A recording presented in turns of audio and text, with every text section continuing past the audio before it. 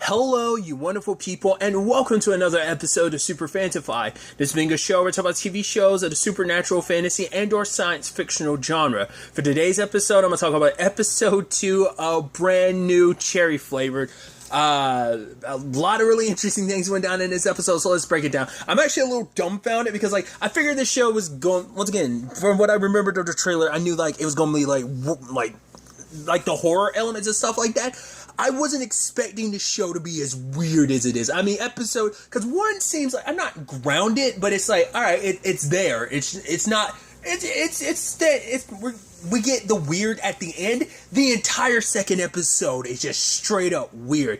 It's like, cool, I made you this, stew from, what was it, like a possum or something? No, a guinea pig. It was a guinea pig stew. And it's basically the point is to connect Lisa and Lou. It's like, right, you want to set his life on fire. Is that what you really want? And she's like, yes. And she's like, good. And so she keeps the cat and everything and just setting up. Because at first it's like, right, I got to need to know you a little bit. What about your dad? It turns out he's alive. What about your mom? When did you lose your virginity? 16. Interesting enough, she's like, I don't know my mom. I've never seen her face. I'm like, is the twist going to be that Burrow's her mom? I was kind of thinking that last episode, but I didn't really think too much. As the episode progressed, I was like, especially, I'll go ahead and talk about it. At the end, the way she was cradle up to her like that was almost like, I mean, she was sitting beside her, but the way she was kind of taking, care of her was almost motherly. And, I mean, maybe everyone she does a contract with, it kind of becomes her mother.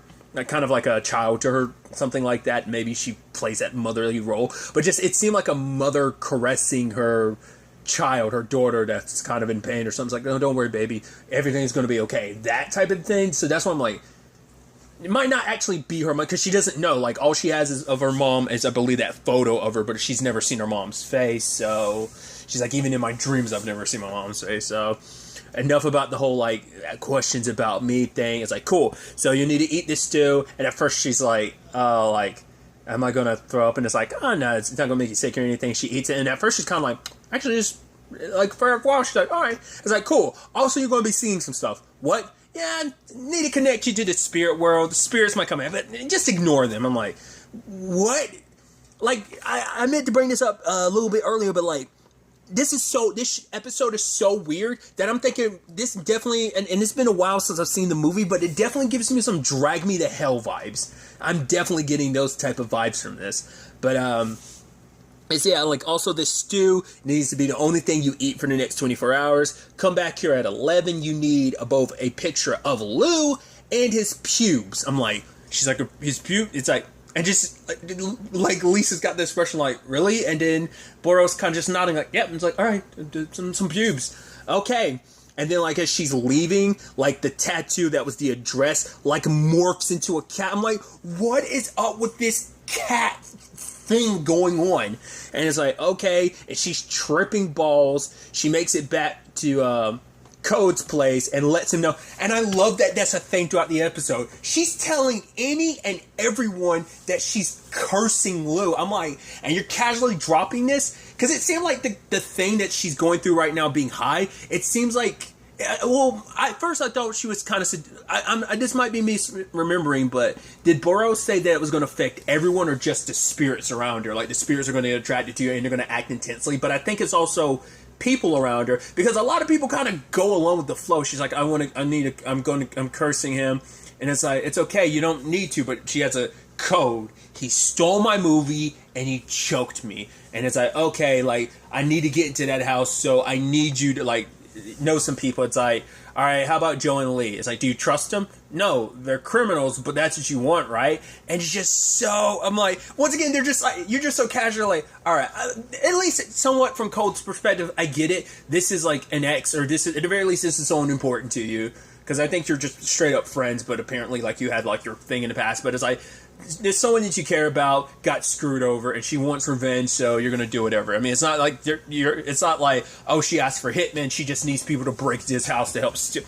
I was under the impression she was gonna get them to break into the house to steal pubes, but I guess it is right. It's you're gonna steal the thing, but I guess it's maybe they'd be less reluctant to steal the pubes and stuff. Whatever the case may be, it's oh, I love you, and then I love you, sweater and everything, and just leaves, and just okay. So she pays some dudes And the moment it's like, the moment they're like, code, huh? Yeah, I'm like, did she pick the wrong people? I was like, no. I was like, because I was me like, this seems like the wrong people. Spoiler, it ends up being the wrong people. I was just like, she didn't bother getting any actual description of what they look like. I don't even know if those guys were actually criminals. Maybe they were. Maybe they were criminals and she just lucked out. Maybe this is all fate and destiny that, like, right, you were meant to pick the wrong people because everything kind of works out at the end because you did. Maybe it wouldn't have if you picked the right people. So they're rolling up. She breaks into the place.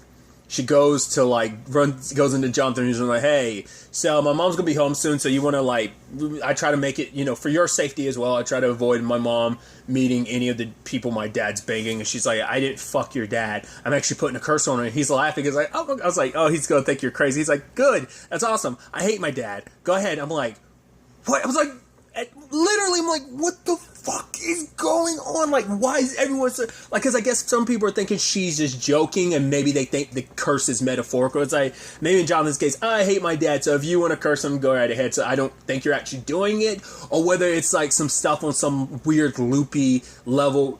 Because once again, it's like, I think it is that, like, I don't think it's just a spirit set in. I think Boro was saying that other people were going to react intensely, so that's why I think it's like, because she is kind of giving off this vibe and wave as she finds out later when she gets locked up.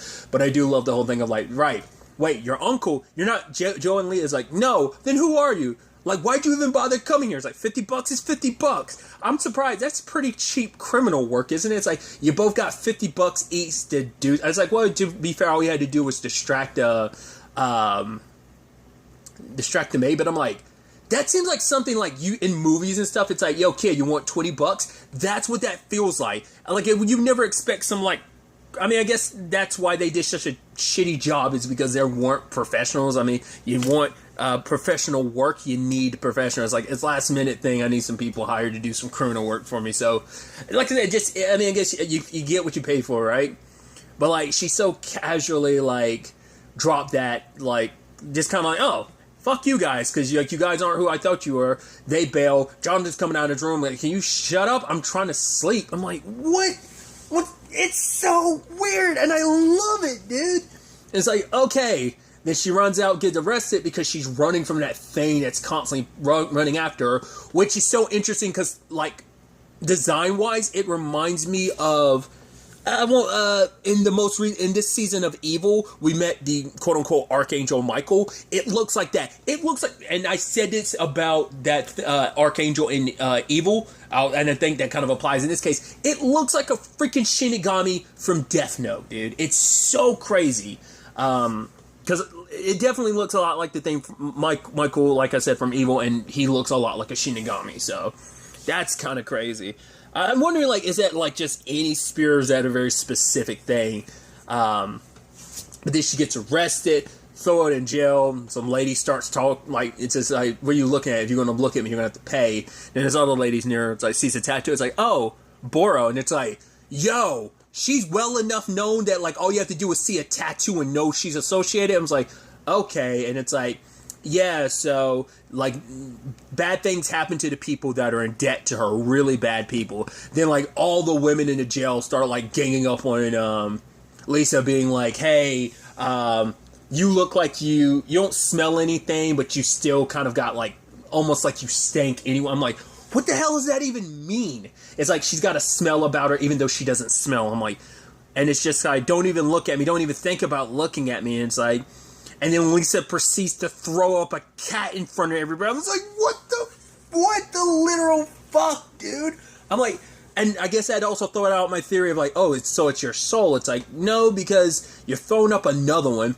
And that cop rolls up, and I was like, moment I saw him, I was like, oh, that's one of Boro's people. Is he going to get you out? It's like, no, he just comes, gets the cat, and bounces.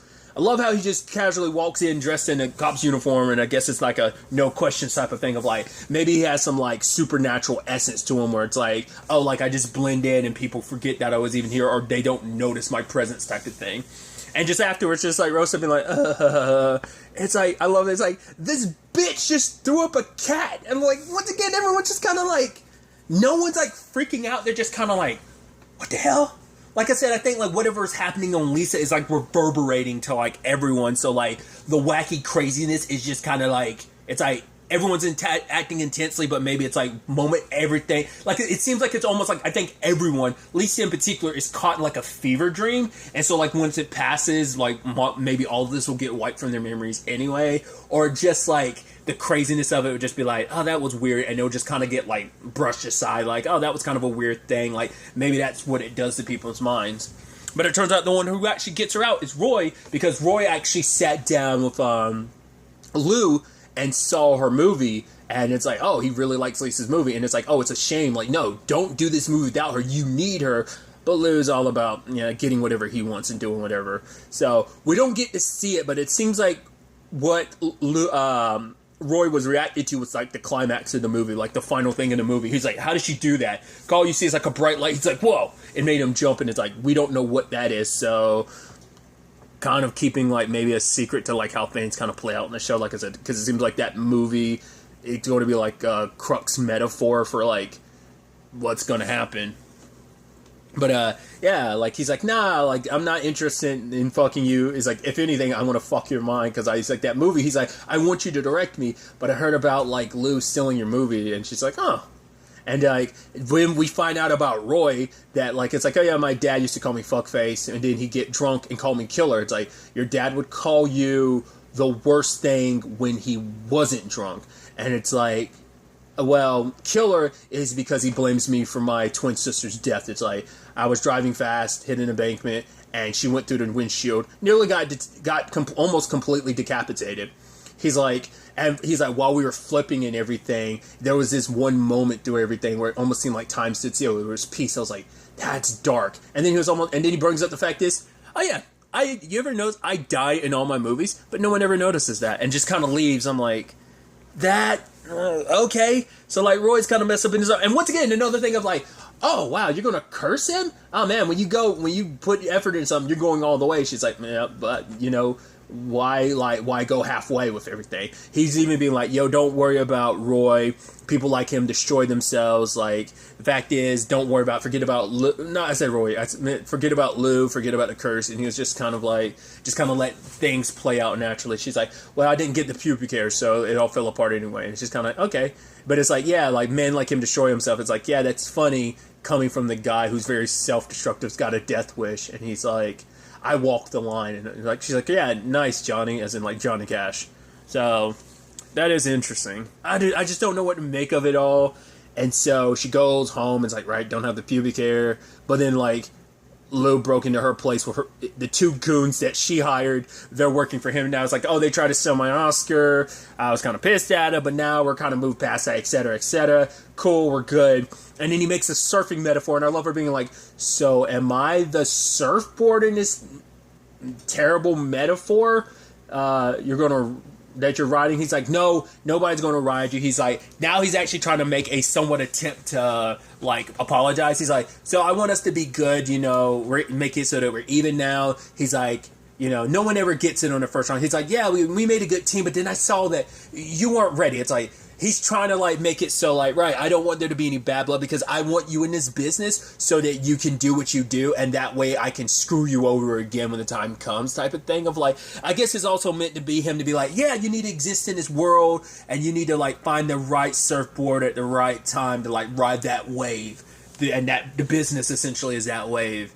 And it's kind of like, he's like, okay, you need my pubes, because I guess, like, she had told the cronies about the curse, so now he knows about the curse. To be fair, she's been running around town, like, blabbing her mouth about the curse, but once again, it sounds like complete and utter BS, so no one's taking it seriously. He's like, alright, you want some pubes? Here, come get them. She grabs him, he's like, good, we're even, they bounce. I'm like, scarfs down a little bit of the suit, which I do love that she was carrying it around the entire freaking episode, and is like, right, makes it back to Boros.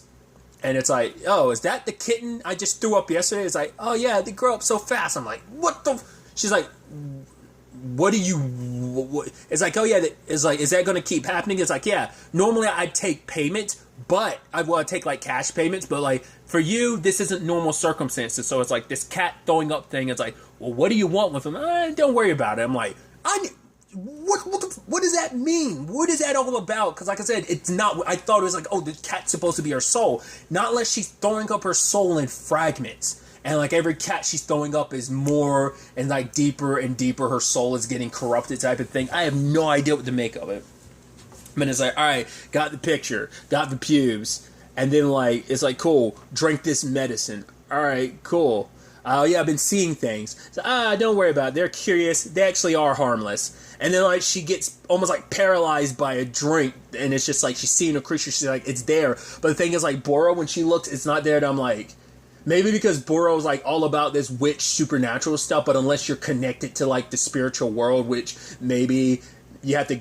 Like, I would think she's tapping her into the spirit world, that you would think that Boro would naturally have some connection, but it's like she couldn't see the creature the moment she turned her head. It almost seemed like it caught her off guard. It's almost like she wasn't expecting, and it's like, well, it comes over and I think injects her with something, and then she snaps out of it, and it's like, once again, like cradling her, like, it's okay, it's okay. Once again, like kind of almost like a motherly move. It's like, I was like, I also expected those statues to kind of like fully melt, because I thought like, well, obviously one's supposed to represent Lou, one's supposed to represent her. I thought they're going to melt together, and that's going to be the whole like. But I think it's just a picture burning between them, and as it burned, like, because I don't think those statues were made of wax. Maybe they were. I figured it'd be like a full melted plate. Maybe they did melt to some extent and come together, almost like their blood coming together to some extent. Maybe that's what that was.